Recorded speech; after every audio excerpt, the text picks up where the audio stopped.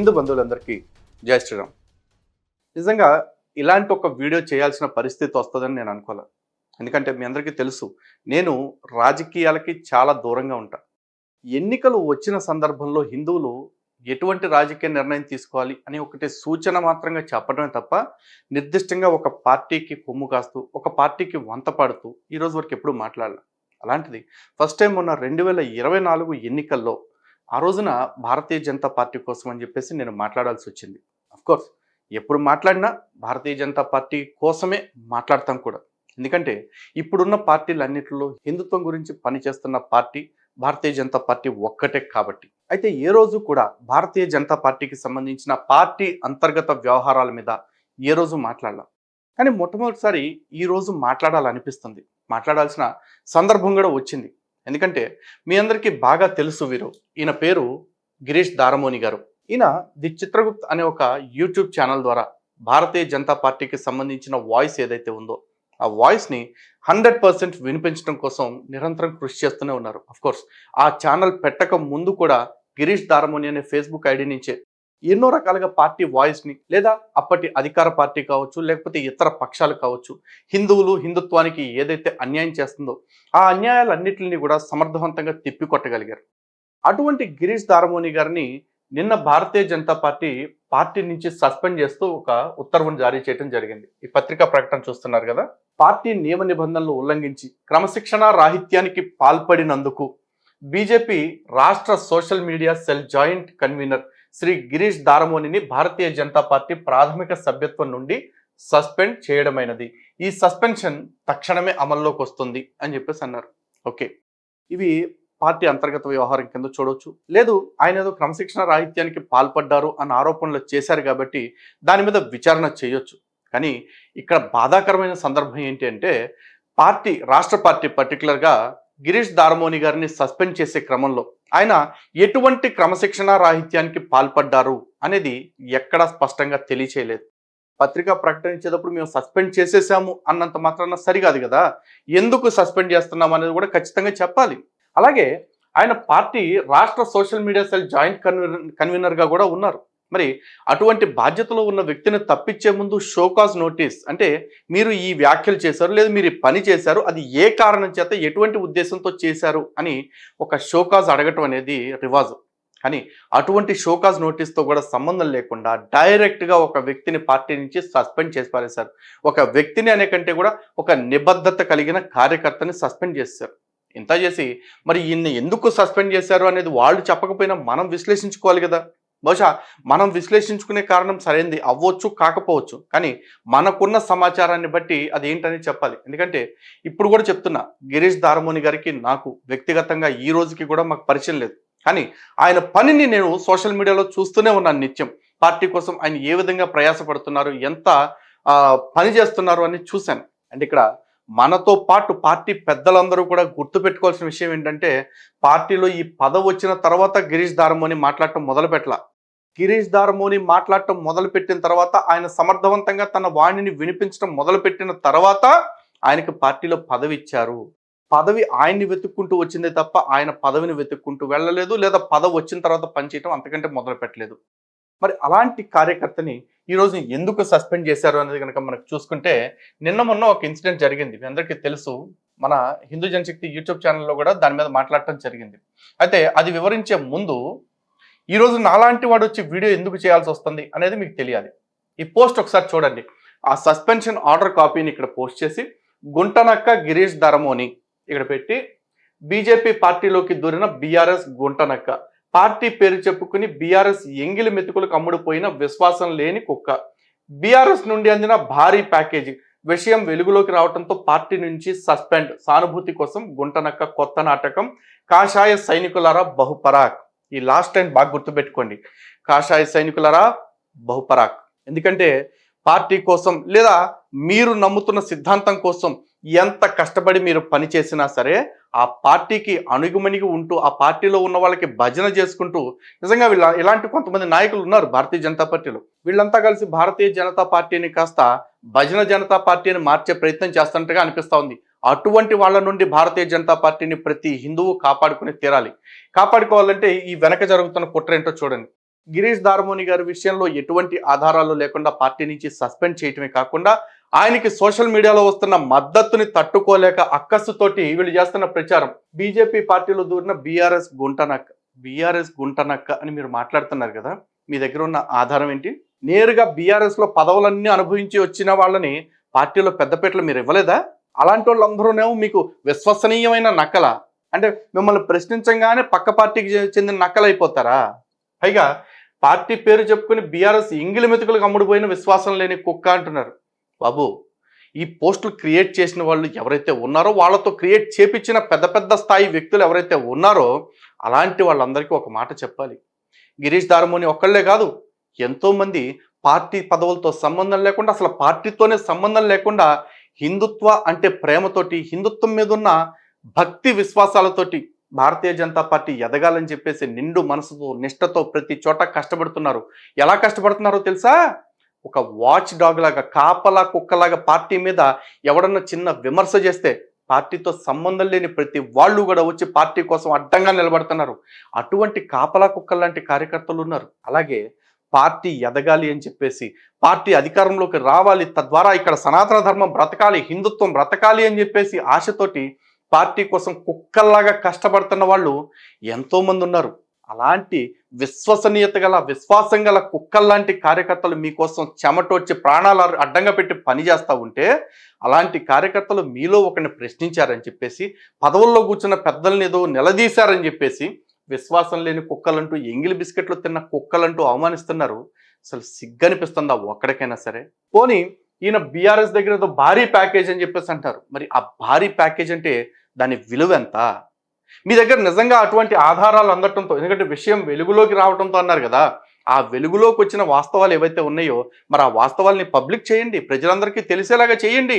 ఇదిగో ఇంత ప్యాకేజీ తీసుకున్నాడు, దీనికి ఇదిగో రసీదు ఇదిగో, లేకపోతే బ్యాంక్ ట్రాన్స్ఫర్ చేసింది ఇదిగో, లేదా క్యాష్ తీసుకుంటున్న ఫొటోస్ ఇదిగో అని చూపించి అప్పుడు మాట్లాడండి. అంటే మీరందరూ పెద్ద పెద్ద స్థాయిలో ఉన్న వ్యక్తులు, పెద్ద పెద్ద పదవుల్లో ఉన్న వ్యక్తులు. ఆల్రెడీ గిరీష్ ఇప్పుడు ఎదుగుతున్న వ్యక్తి. అలా ఎదుగుతున్న వ్యక్తులు, ఎదగాల్సిన వ్యక్తులు, ఎదగాలనుకుంటున్న వ్యక్తులు సమాజంలో చాలా మంది ఉన్నారు.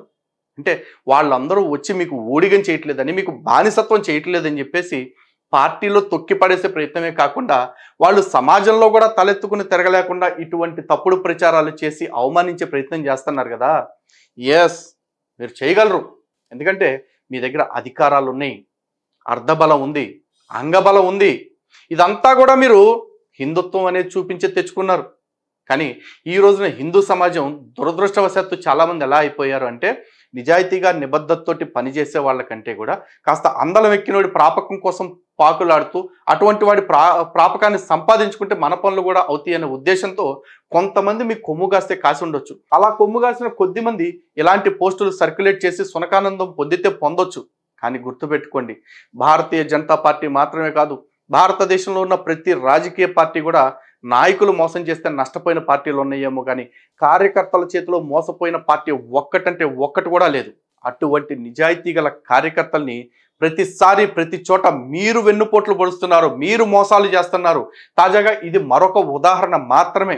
ఎందుకంటే ఇదే భారతీయ జనతా పార్టీలో, అంటే మళ్ళీ చెప్తున్నా, నాకు సంబంధం లేని విషయాల్లో నేను దూరను, కానీ ఇది ఒక సాటి కార్యకర్తకి, అంటే నేను కూడా అంతో ఇంతో భారతీయ జనతా పార్టీకి ఇతోధికంగా నేను చించేశానని నేను చెప్పుకోను, కానీ నా వంతు సహకారం నేను ఎప్పుడు ఇస్తూనే ఉన్నా. ఎందుకంటే ఒక వ్యక్తిని సాధారణ సెక్యులర్ హిందువు నుంచి హిందుత్వవాదిగా తీసుకొస్తే, ఆ హిందుత్వవాదిగా వచ్చిన ప్రతి వాడు భారతీయ జనతా పార్టీ వైపు చూస్తాడు రాజకీయంగా చూడాల్సి వచ్చినప్పుడు. ఆ విధంగా చూసుకుంటే భారతీయ జనతా పార్టీ ఓటు బ్యాంకు పెరగటంలో నేను కావచ్చు, నాలాంటి ఎంతో మంది హిందూ ఛానల్స్ కావచ్చు, లేకపోతే హిందూ సంస్థలు కావచ్చు, మీకోసం ఇండైరెక్ట్గా పనిచేస్తూ ఉన్నాయి. అలా పనిచేస్తున్న మాలో ఒకరిని ఈరోజు మీరు ఈ విధంగా అవమానిస్తూ ఉంటే మాత్రం మేము చూస్తూ కూర్చోటానికి అయితే సిద్ధంగా లేం. కాబట్టి ఖచ్చితంగా నిలదీస్తాం. ఈరోజు నా గిరీష్ దారమోనికి పార్టీ పదవి ఉంది కాబట్టి, పార్టీ బాధ్యత ఉంది కాబట్టి మీరు తొలగించి సస్పెండ్ చేశాం అంటూ చాలా స్టైల్గా ఒక లెటర్ వదిలేరు. మరి నాలాగా పార్టీ పదవులు లేకుండా పార్టీ కోసం అహరహం పనిచేస్తున్న వాళ్ళు ఎంతోమంది ఉన్నారు. వాళ్ళని ఏం చేస్తారు? మీరు సస్పెండ్ చేస్తారా? ఆ సస్పెన్షన్ కాగితం మడిసి ఎక్కడైనా పెట్టుకోండి, నాకు అది లెక్కే కాదు. కానీ గుర్తుపెట్టుకోండి, మీరు అంటే భారతీయ జనతా పార్టీ బాగుండాలని కోరుకుంటున్న వాళ్ళలో మీలాంటి నాయకుల కంటే మాలాంటి కింద స్థాయి కార్యకర్తలు, లేకపోతే ఓటర్లు, అభిమానులు వీళ్ళే ఎక్కువ కష్టపడ్డారు, వీళ్ళే ఎక్కువ శ్రమ పడతా ఉన్నారు. ఈ రోజున ఇదే భారతీయ జనతా పార్టీ విషయంలో చూసుకుంటే గిరీష్ గారు మాట్లాడిన వీడియో కూడా నేను చూశాను. ఆ వీడియో కంటే ముందు నాకు తెలిసిన ఒక 2 సందర్భాలు చెప్పాలి. ఏమండి, ఇప్పుడు తెల్లారు లెగిస్తే భారతీయ జనతా పార్టీని, నరేంద్ర మోడీని, అమిత్ షాని అమ్మలక్కలు తిట్టడన్న పేరే కానీ చెయ్యని విమర్శ అంటూ ఉండదు నాగేశ్వరరావు గారు. అదే కమ్యూనిస్టు ప్రొఫెసర్ నాగేశ్వరరావు గారు. మరి అటువంటి ప్రొఫెసర్ నాగేశ్వరరావు గారు అమిత్ షా గారిని కలవగలుగుతారు. అమిత్ షా గారిని దగ్గరుండి ఈ భారతీయ జనతా పార్టీ రాష్ట్ర నాయకత్వమే నాగేశ్వర్ గారికి కల్పిస్తారు. చక్కగా సత్కారాలు చేపిస్తారు, అన్నీ జరుగుతాయి. మరి సగటు హిందూ కార్యకర్తలు, హిందూ సంఘాల వాళ్ళు, లేకపోతే పార్టీ కోసం ఇలా కష్టపడుతున్న వాళ్ళు, వీళ్ళ పరిస్థితి ఏంటి సార్? భారతీయ జనతా పార్టీ సిద్ధాంతానికి మూలం సంఘ్. అటువంటి సంఘ్ని ఏర్పాటు చేసి దానికి ఊపిరిలూది ఈరోజు ఇంత స్థాయిలో సంఘ్ని కావచ్చు, సంఘ్ పరివార సంస్థలను కావచ్చు, భారతీయ జనతా పార్టీ కావచ్చు నిలబడటానికి కారణమైన పరం పూజ్య డాక్టర్ హెగ్డేవార్ గారి చిత్రపటాన్ని పార్టీ ఆఫీసులో నుంచి బయటకు తీసుకొచ్చి రోడ్డు మీద వేసి దాన్ని మూత్రం పోసి అవమానించిన ఒక దౌర్భాగ్యుడిని పార్టీ టికెట్ ఇవ్వాలని ట్రై చేయలేదు. అటువంటి వ్యక్తికి పార్టీ టికెట్ ఇద్దాం అనుకున్నప్పుడు అవన్నీ మరి పార్టీ ఏదన్నారు ఇక్కడ, పార్టీ నిబంధనలు ఉల్లంఘించినట్టు కాదా? అవన్నీ పార్టీ క్రమశిక్షణా చర్యల కిందలోకి వస్తాయా? రావు కదా. మరి అలాంటి ఎట్లా సత్కరిద్దాం అనుకున్నారు, సన్మానిద్దాం అనుకున్నారు? చివరికి ఆర్ఎస్ఎస్ కుక్కలు అని మాట్లాడిన తీన్మార్ మల్లన్న ఉన్నారు. మరి మల్లన్న గారిని పార్టీ పెద్దల దగ్గరికి తీసుకెళ్లారు. ఆయన జైల్లోకి వెళ్ళినప్పుడు పార్టీ తరఫున సంపూర్ణ సహకారాలు అందించారు.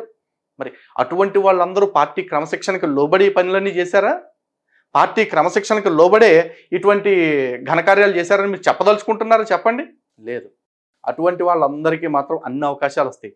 సామాన్య కార్యకర్త, సగటు కార్యకర్తకి మాత్రం నిత్యం అవమానాలు.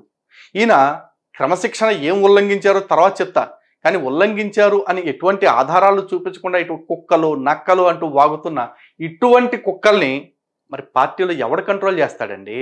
అంటే మీ దగ్గర అధికారం ఉంది, డబ్బు ఉంది, కార్యకర్తల బలం ఉంది, పైనుంచి పలుకుబడి ఉంది. కాబట్టి మీరు మాలాంటి చిన్న చిన్న చిన్న స్థాయి వ్యక్తుల్ని తొక్కేయగలరేమో.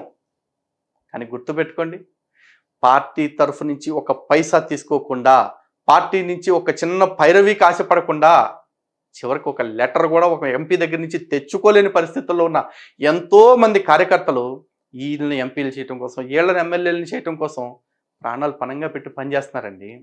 నిన్న మొన్న ఈ ధర్మం కోసం పోరాడుతున్న మన బజరంగ్ దళ్ అడ్వకేట్ కళ్యాణ్ గారిని కత్తులతో దాడి చేసి చంపాలని చూశారు. ప్రస్తుతమైన గ్లోబల్ హాస్పిటల్లో ట్రీట్మెంట్ తీసుకుంటున్నారు. మరి అలాంటి వాళ్ళకి ఎటువంటి పదవులు వచ్చాయి? అలాంటి వాళ్ళకి మీ నుంచి వచ్చిన భరోసా ఏంటి? అవన్నీ కాదండి. అసలు నాలాంటి వాడికే ఒక కష్టం వస్తే పార్టీ నుంచి మీరు వచ్చి మాకు ఇచ్చిన భరోసా ఏంటి?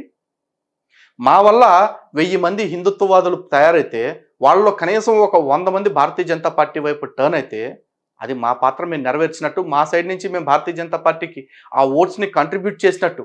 మరి క్షేత్రస్థాయిలో ఇక్కడ పనిచేస్తున్న హిందూ సంఘాలకి భారతీయ జనతా పార్టీ ఏం చేస్తున్నట్టు?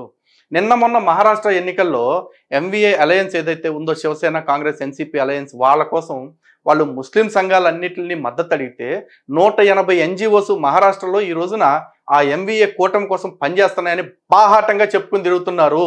మరి హిందూ సంఘాలు ఎన్నిటిని, హిందుత్వవాదులు ఎంతమందిని మీరు క్షేత్రస్థాయిలో పనిచేయటం కోసం భారతీయ జనతా పార్టీ తరఫున ఎప్పుడైనా పిలిచి కూర్చోబెట్టి అడిగి మాట్లాడారా? లేదుగా. అంటే హిందువులు మాది అని మీరు అనుకోవటం తప్ప పార్టీ ఎప్పుడు కూడా వీళ్ళు మా వాళ్ళు అనుకోవట్లా. మన కర్మ ఏంటి అంటే హిందువుల పరిస్థితి, హిందుత్వవాదుల పరిస్థితి, ఈ సెక్యులర్ పార్టీలు ఉంటాయి. వీళ్ళందరూ ఏమనుకుంటారంటే, హే వీళ్ళంతా జై శ్రీరామ్ బ్యాచ్, ఆ బీజేపీ కొట్టేస్తారు, వీళ్ళు మనకి ఎట్టాగు పనికిరారు కానీ వీళ్ళు వదిలేయండి అని చెప్పేసి అనుకుంటే. అదే భారతీయ జనతా పార్టీకి సంబంధించిన కొంతమంది నాయకులు ఏమనుకుంటారంటే, ఈడు జై శ్రీరామ్ అంటున్నాడా, ఈడు చచ్చినట్టు మనకే ఓటేస్తాడులే కానీ ఈయన వదిలేసి మిగతా వాళ్ళ ఓట్లు ఎట్ట పట్టుకోవాలో చూడండి అని చెప్పేసి తిరుగుతారు. అంటే దోబిక కుత్తన్న ఘర్కన్న ఘాట్కా అన్నట్టు అయిపోయింది హిందువుల బతుకు. ఇటు వాళ్ళకే కాకుండా ఇటు వీళ్ళకే కాకుండా అయిపోయింది. మీరు ఇప్పుడు ఈయన సస్పెండ్ చేశారు అంటే గిరీష్ గారి ఆలోచనలు ఎట్లా ఉంటే నాకు తెలియదు, బట్ నేను 100% ఆయనకి సపోర్ట్ చేస్తున్నా కాబట్టి నా ఆలోచన చెప్తున్నా. ఇప్పుడు గిరీష్ గారిని కనుక మీరు ఇట్లా అవమానించి పార్టీ నుంచి సస్పెండ్ చేస్తే రేపు భవిష్యత్తులో ఆయన ఏదన్నా రాజకీయ నిర్ణయం తీసుకోవాలంటే మీరు అవమానించినా, చీగొట్టినా, చిల్లరగడ అన్నా ఆయన మీ చూరు పట్టుకునే ఉండాలా? ఇదే గిరీష్ గారు ఇప్పుడు ఈ తన హిందుత్వవాదాన్ని పట్టుకుని వేరే ఏదైనా పార్టీలోకి వెళ్ళే ప్రయత్నం చేస్తే, హే ఈ బీజేపీలోంచి బయటకు వెళ్ళిపోయాడు, హిందూ ద్రోహి అని మళ్ళీ మీరే ముద్రలేస్తారు, మీరే రాళ్ళేస్తారు. ఏంటి దేశంలో హిందుత్వవాదుల పరిస్థితి? హిందుత్వవాదులకు మాత్రమే ఎందుకు ఈ శాపం? ఒక్కసారి ఆలోచించుకోండి. అండ్ ఎంత చేసి గిరీష్ గారు మాట్లాడిన తప్పేంటో కూడా మరి మీకు తెలియాలిగా. ఏకైక ప్రయత్నం చేసినాం. నేను కాన్స్టిట్యున్సీ పేరు తీసుకుంటే కూడా తెలిసిపోతుంది, అందుకే చెప్తలేను. అనంత పద్మనాభ స్వామి టెంపుల్ మన అనంతగిరిలో ఉన్నది, వికారాబాద్ దగ్గర పోతుంటే. ఆడ ఆ స్వామి వారికి కొన్ని ఉత్సవాలు జరుగుతాయి. ఆ ఉత్సవాలల్లా కేవలం ఈ అనంత పద్మనాభ స్వామికి సంబంధించిన ఇష్యూలో మన ఛానల్లో కూడా ఈ వీడియో చేయటం జరిగింది. ఎందుకంటే ఇప్పుడు జరుగుతున్న అనంతగిరి జాతర ఏదైతే ఉందో ఆ జాతరలో అన్యమతస్థులు ఏంటి, ముస్లింలకి ఆ జాతర చుట్టుపక్కల ఉన్న షాపులన్నీ కేటాయించాలని చెప్పేసి దేవాదాయ శాఖకు సంబంధించిన కొంతమంది అధికారులే ఒత్తిడి చేస్తూ ఉన్నారు. అక్కడ స్థానికంగా ఉన్న హిందువుల్ని, హిందూ సంఘాలని కూడా ఇబ్బందులు పెడుతున్నారు, భయభ్రాంతులు చేస్తూ ఉన్నారు, కేసులు పెడతామని చెప్పేసి బెదిరిస్తూ. దాని గురించి ఈయన మాట్లాడారు, చూడండి ఒకసారి. కేవలం హిందూ సోదరులకి అక్కడ దుకాణాలు పెట్టాలని అంటే ఒక భారతీయ జనతా పార్టీ నాయకుడే ఫోన్ చేసి వేరే మతస్థులు ఉంటే ఏం ప్రాబ్లం అని అడుగుతున్నాడు. విన్నారుగా, మనందరం ఏం ఆశ పెట్టుకుంటామంటే ఇక్కడ హిందూ దేవాలయం దగ్గర ముస్లింలకు షాపులు కేటాయించడం కరెక్ట్ కాదు, దీని మీద ఒక భారతీయ జనతా పార్టీ నాయకుడు స్పందిస్తే బాగుంటుంది అని చెప్పేసి ఒక పెద్ద ఆయన్ని అడిగారు. ఎందుకంటే ఆయన కొంచెం పెద్ద పదవిలో ఉన్నాడు కాబట్టి. అడిగితే ఆయన ఏమన్నాడట, విన్నారుగా, మళ్ళీ ఒకసారి వినండి. పార్టీ నాయకుడే ఫోన్ చేసి వేరే మతస్థులు ఉంటే ఏం ప్రాబ్లం అని అడుగుతున్నాడు. వేరే మతస్థులు అంటే ఏం ప్రాబ్లం అని అడిగాడు అంటే దాన్ని ఎలా తీసుకోవాలి చెప్పండి. ఇప్పుడు వేములవాడలో దర్గా ఉంటే ఏంటి ప్రాబ్లం, అలంపూర్లో సమాధి ఉంటే ఏంది ప్రాబ్లం, బాబ్రీ మసీద్ అయోధ్యలో ఉంటే ఏంది ప్రాబ్లం అనుకున్నాం. అవన్నీ ఎలా ప్రాబ్లం అనుకున్నామో అనంతగిరి లాంటి, అనంత పద్మనాభ స్వామి లాంటి హిందూ దేవాలయం పరిధిలో అన్యమతస్థుల షాపులు ఉంటే కూడా అదే ప్రాబ్లం వస్తుంది. ఎందుకంటే మనం ఎంతో నిష్టగా పవిత్రంగా చేసుకునే పూజల దగ్గర ఆడు పళ్ళు దొంకోకుండా 10 రోజులు స్నానం చేయకుండా వచ్చి పూజ సామాన్లు అమ్ముతాడు. లేదా టీవీలో చూసినట్టు తుపుక్ జిహాదు, ఆడు మనం ఏదైతే ఆకలి తిందామనుకుంటారో లేకపోతే దాహం వేసి ఏదైనా తాగుదాం అనుకుంటారో మన వాళ్ళు అక్కడికి రాగానే తుపుక్ అని అమ్ముతాడు. ఎవడికి తెలుసు? అదేమీ కాకపోతే హిందూ దేవాలయానికి వచ్చే ఆడబిడ్డల్ని లవ్ జిహాదీ పేరుతో అక్కడికి వచ్చిన తర్వాత మాయ చేసి పట్టుకుపోతారేమో, ఎవడికి తెలుసు? ఇన్ని భయాలు మాకు ఉన్నాయి కాబట్టి వాళ్ళకి అక్కడ ఉండొద్దు అన్నాం. ఏ అవగాహన ఉందని చెప్పేసి మరి అంత పెద్ద నాయకుడు ముస్లిం షాపులు ఉంటే ఏమవుతుందా అన్నాడట. మరి అలా మాట్లాడినప్పుడు నిలదీరా, చూడండి. ఇంకా పేరు చెప్పాలా ఇప్పుడు ఆయన ఎవరు? ఇది కేవలం రూమర్ మాత్రమే. ఇది ఇట్లా నిజమైందనుకో బట్టలు కార్యకర్తలు అందరికీ మనం మంచుకుంటారు సార్. చాలా క్లియర్గా చెప్పారు. ఇది ఒక రూమర్ మాత్రం, అంటే జరగలేదు అని కూడా కాదు ఆయన ఉద్దేశం. దీనికి తగిన ఆధారం లేదు. ఇది గనక నిజం అయ్యిందంటే ఒక్కొక్కరిని బట్టలు ఊడదీస్తామని చెప్పేసి అన్నాడు. మరి తీరా మీరేదో హిందుత్వానికి పీక్ కట్టలు పొడిచి పెడతారని కదా మిమ్మల్ని ఎన్నుకున్నది. మరి మీరే ఉంటే తప్పేంది అని మాట్లాడినప్పుడు మరి ఇలాంటి కార్యకర్తలు అడుగుతారు. ఎందుకంటే ఆయనకు కానీ నాకు కానీ నాలాంటి వాళ్ళు ఎంతోమందికి పార్టీ ఎందుకు ఇంపార్టెంట్ అంటే మిగతా వాళ్ళలాగా కాకుండా సనాతన ధర్మానికి తోడుగా హిందుత్వాదానికి అండగా నిలబడతారు అనుకున్నాం కాబట్టే ఇంపార్టెంట్. దానికే మీరు అడ్డవుతారు అనుకున్నప్పుడు మీరెవరు, నా హెయిరు చెప్పండి. ఎందుకంటే ఈరోజు భారతీయ జనతా పార్టీ అనే ఒక పార్టీకి పునాదే సిద్ధాంతం. అటువంటి ఈ సంఘ్ ప్రేరణతోటి వచ్చిన ఈ సంస్థ, ఈ పార్టీ యొక్క సిద్ధాంతంలోనే ఉంది వ్యక్తి పూజకు దూరంగా ఉండాలని చెప్పేసి. మరి వ్యక్తి పూజకి దూరంగా ఉండాలని చెప్పే అటువంటి పార్టీ సిద్ధాంతంలోనే ఒక వ్యక్తిని విమర్శించాడు కాబట్టి అని చెప్పేసి అంటున్నారు. ఈయన నిజంగా ఎవరు పేరు కూడా చెప్పలేదు. దీనికి కొనసాగింపులో ఆయన మాట్లాడుతూ పార్టీలో కొంతమంది ఉన్నారు అని చెప్పేసి ఆ నలుగురు అన్నారు. ఏ నలుగురు? ఆయన ఉన్న పేర్లు చెప్పారా? బండి సంజయ్ అన్నారా, కిషన్ రెడ్డి అన్నారా, పేరేంటి అరవింద్ అన్నారా, లేకపోతే రఘునందన్ రావు అన్నారా, లేకపోతే ఈటల రాజేంద్ర అన్నారా? ఎవరి పేర్లు ఆయన చెప్పలేదుగా. ఆ నలుగురు అన్నారు. పోనీ మీరు చెప్పండి, పార్టీ అంటే నిజంగా నలుగురు మీద నిలబడింది అని మీరు అనుకుంటే అప్పుడు భుజాలు తడుముకొని మా నలుగురిని అన్నాడు కాబట్టి సస్పెండ్ చేసామని చెప్పండి. పోనీ లేదుగా. మిమ్మల్ని కాదు అని మీకు అనిపించినప్పుడు భుజాలు తడుముకున్న పెద్దలు ఎవరు? ఏ భుజాలు తడుముకుని, ఎవరు భుజాలు తడుముకొని ఇప్పుడు ఈయన భుజాల మీద నుంచి తుపాకీ పెట్టి సామాన్య కార్యకర్త మీద దాడి చేయాలనుకుంటున్నారు? ఇవన్నీ ప్రతి ఒక్కళ్ళు చెప్పాల్సిన అవసరం ఖచ్చితంగా ఉంది. పార్టీ చెప్పుద్దన్న ఆశ, ఆకాంక్ష రెండు నాబోటోడికైతే లేవు. కానీ సామాన్య కార్యకర్తను అనుకుంటూ పార్టీ కోసం అహరహం శ్రమిస్తున్న వాళ్ళు ఎవరైతే ఉన్నారో వాళ్ళు ఖచ్చితంగా పార్టీ లోపల ఏం జరుగుతుంది అనేది తెలుసుకోవాలి. ఎందుకంటే భారతీయ జనతా పార్టీ పూర్తిగా భజన జనాల పార్టీగా మారిపోయింది అన్న నింద ఎదుర్కొనే లోపే పార్టీని సంస్కరించుకోవాలి. అంటే గనక ఇది tough time, this is the high time. ఇలాంటి టైంలో గిరీష్ దారమోని లాంటి వాళ్ళకి మనం ఖచ్చితంగా ప్రతి ఒక్కళ్ళు బేషరతుగా అండగా నిలబడాలి. ఇలాంటి ప్రశ్నించే కార్యకర్తలే లేకపోతే నాయకులు చేసే అరాచకానికి అడ్డు అదుపు ఉండదు. అఫ్ కోర్స్ ఈయన క్రమశిక్షణ రాహిత్యం అని మాట్లాడుతున్నారు కదా ఈయన గురించి. నేను కూడా గతంలో చాలా విమర్శలు విన్నా. గతంలో ఒక మన గోషామహల్ ఎమ్మెల్యే గారిని ఓడించడానికి పార్టీలో కొంతమంది కుట్రలు చేశారని చెప్పేసి విన్నా. మన నిజమో కాదో నాకు తెలియదు. అలాగే ఇప్పుడున్న అధ్యక్షుడు ఎవరైతే ఉన్నారో అధ్యక్షుడే ఏదో ఒక పార్టీకి అమ్ముడు పోయాడు, అందుకే కావాలని సీట్లు సరిగ్గా కేటాయింపులు చేయలేదు అని కూడా విమర్శలు విన్నా. మళ్ళీ చెప్తున్నా, విమర్శలు విన్నా, బయట నుంచి 100 వింటా. నేను వాటి గురించి ఎప్పుడు మాట్లాడలా, ఎందుకంటే నాకు ఇంటర్నల్ ఫ్యాక్ట్స్, ఇంటర్నల్ డిఫెక్ట్స్ తెలియదు కాబట్టి. కానీ ఈరోజు సందర్భం వచ్చింది కాబట్టి చెప్తున్నా. మరి అలాంటి వాళ్ళందరి మీద చాలా ఆరోపణలు వచ్చాయి. అలాగే ఇంకా మిగతా ఇప్పుడు ఎంపీలు ఎవరైతే ఉన్నారో గెలిచిన వాళ్ళు కూడా ఒకళ్ళనొకళ్ళు గెలవటం కంటే కూడా ఒకళ్ళనొకళ్ళు ఓడించుకోవటం కోసం ఎక్కువ శ్రమ పెట్టేశారు అని చెప్పేసి కూడా విన్నా. మరి వాళ్ళందరి మీద క్రమశిక్షణా చర్యలు ఏవి సార్ తీసుకోరా?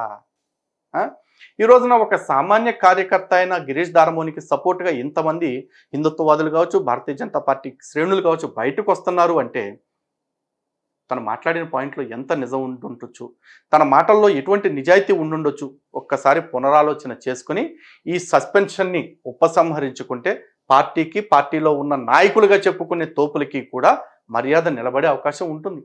దయచేసి మీ మర్యాదను నిలబెట్టుకోండి. దాన్ని ఇంకా చిన్న చిల్లుని చింపి చాటంత చేసి చాపంత చేసుకుని అందరి పరువులు పోగొట్టుకోవద్దు. పార్టీ పరువు అంతకంటే తీయొద్దు. ఎందుకంటే ఇప్పుడిప్పుడే కార్యకర్తల్లో భరోసా వస్తుంది, పార్టీ ఎదుగుతుంది అన్న నమ్మకం వస్తుంది. ఎదుగుతున్న పార్టీని ఎదగనివ్వండి. అర్థమైందా? మూలానికంతా నరికే ప్రయత్నం చేయమాకండి. ఇదే మేము కోరుకునేది సామాన్యులుగా. అండ్ నిజాయితీ గల కార్యకర్తలు, హిందుత్వవాదులు అందరికీ చేసే విజ్ఞప్తి ఒకటే, ఇటువంటి వాళ్ళకి అండగా నిలబడండి. కంప్లీట్గా వాళ్ళకి అవుట్రేట్గా సపోర్ట్ చేయండి. ఎందుకంటే మన పార్టీ అనుకుంటున్నాము అంటే ఆ పార్టీ మన వాదానికి మద్దతుగా ఉంది కాబట్టే. మన వాదానికి భిన్నంగా వెళ్తుంటే మాత్రం ఖచ్చితంగా ఆ వాదాన్ని కాపాడుకోవాలన్నా, ఆ పార్టీని కాపాడుకోవాలన్నా సరే ఇలా నిష్కర్షగా ప్రశ్నించే వాళ్ళు ఎవరైతే ఉంటారో వాళ్ళకి మనం అండగా నిలబడి తీరాల్సిందే. నా వరకు నేను హిందూ జనశక్తి తరఫున చాలా స్పష్టంగా చెప్తున్నా, I support Girish Daramoni. We support Girish Daramoni. I stand with him. Okay. జై శ్రీరామ్. భారత్ మాతా కి జై.